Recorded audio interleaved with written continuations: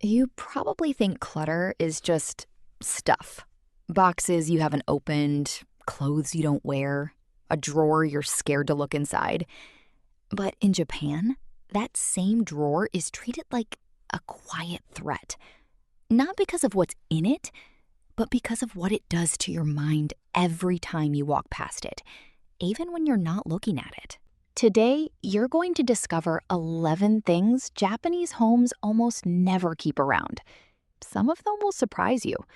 A few of them are probably sitting in your house right now. Stay until the end, because number 7 is the one most people never even think about, and it might be affecting you the most. Let's start with the first one. You open the drawer, and there it is.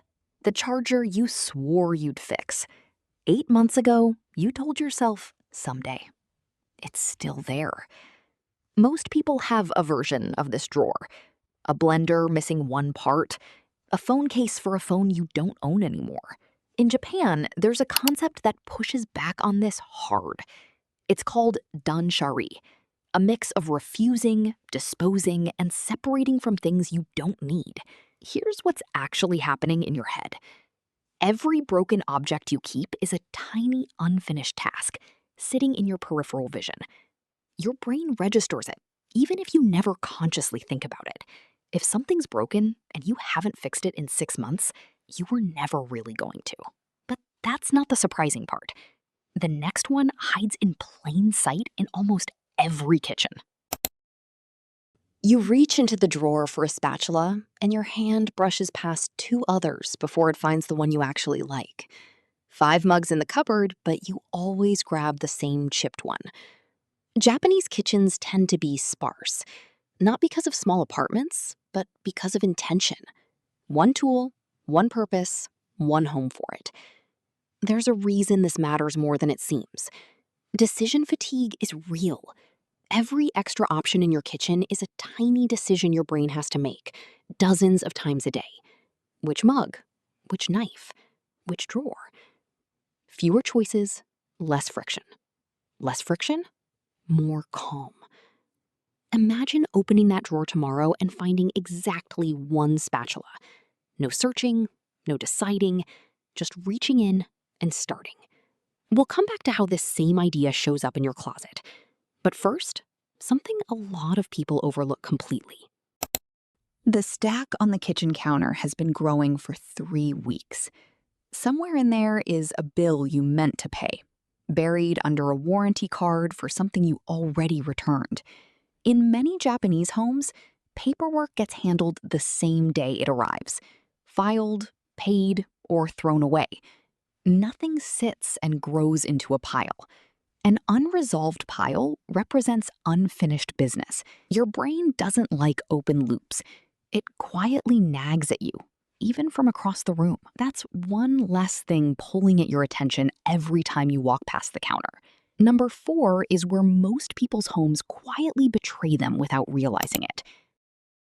You reach past it every single morning. The old work uniform from the job you left 2 years ago. You don't wear it. You don't throw it out either. In Japan, there's a well-known rule tied to the KonMari method, though the idea existed long before it became famous.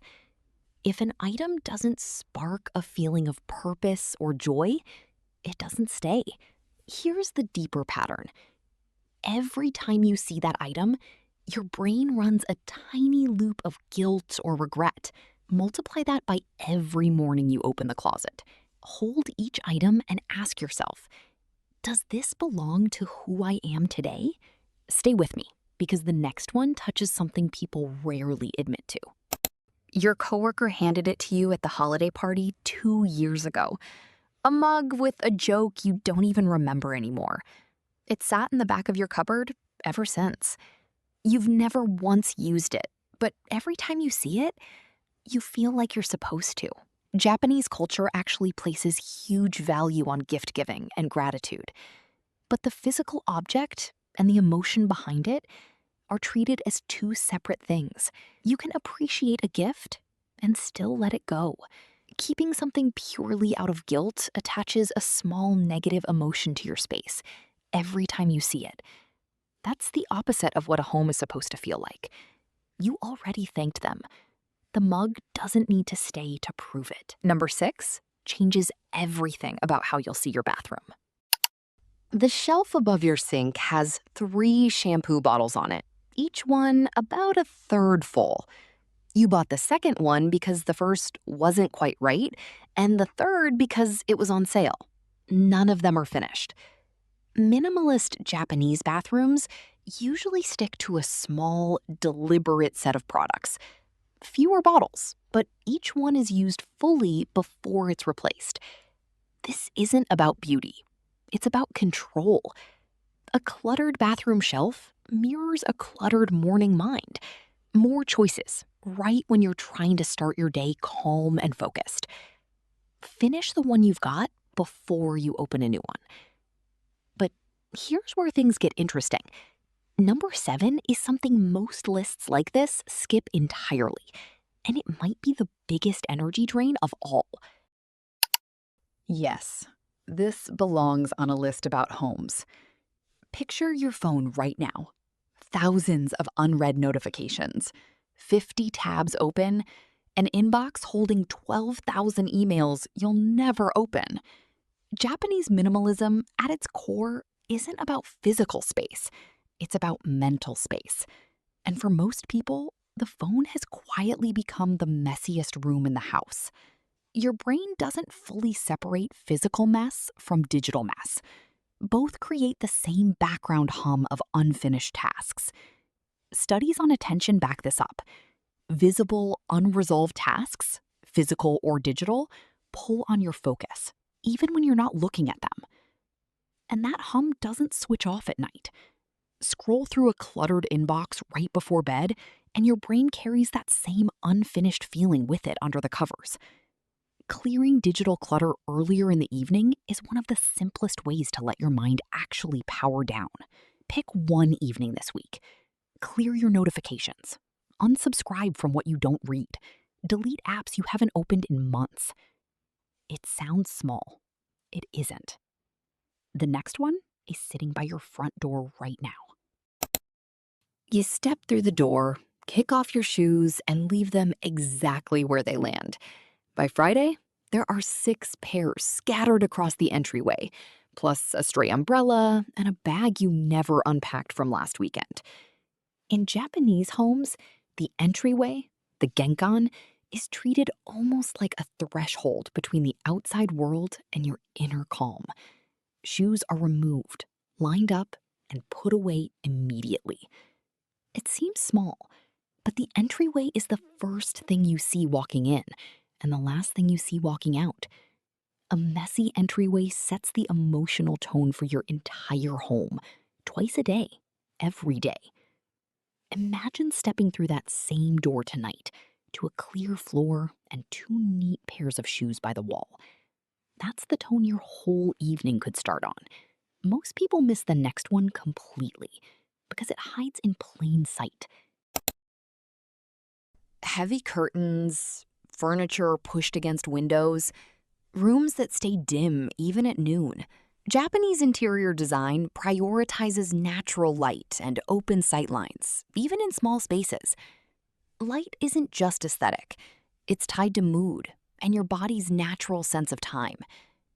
A room that never sees real daylight has a certain heaviness to it.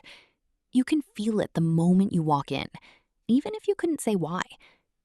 Open your curtains fully tomorrow morning and notice how different the room feels by noon.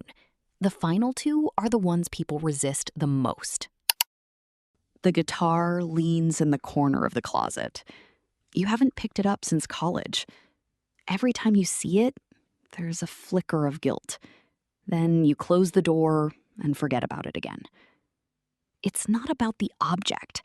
It's about what holding on to it says. You hold on to identity-related objects, hoping to become that person again someday. But some days rarely arrive on their own. Letting go of the object doesn't mean giving up on the interest. It means making room for who you actually are right now. Is this inspiring you? Or is it just sitting there, reminding you of guilt. And finally, the one that ties this entire list together. This is the one people never expect. And it's the reason everything on this list matters.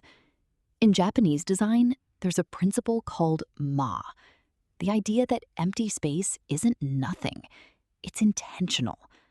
A room with breathing room feels calmer than a room packed with things, even beautiful things. Western homes often treat empty space as wasted space, something that needs to be filled. Japanese homes treat it as essential. The space between objects matters just as much as the objects themselves. Visual clutter increases mental fatigue, even in people who don't consciously feel bothered by mess. Empty space gives your eyes and your mind somewhere to rest. Picture a shelf with 3 objects on it, each one with room to breathe. Morning light falling across the wood. That's not an empty room. That's a room that finally lets you exhale. So here's the truth. None of these 11 things are dramatic on their own. A drawer of dead batteries, a few extra mugs, a dim room. But together, they create a quiet, constant hum of mental noise, one your brain adapts to without you realizing how heavy it's become. The Japanese approach isn't about owning nothing. It's about owning things on purpose. Every object either earns its place or it doesn't. Here's your challenge. Pick just one thing from this list today. Not all 11, just one. Clear it, and notice how your space and your mind feels afterward. Which one from this list surprised you the most? Tell me in the comments. I read every one, and I'll see you in the next video, where we go even deeper into the Japanese art of owning less.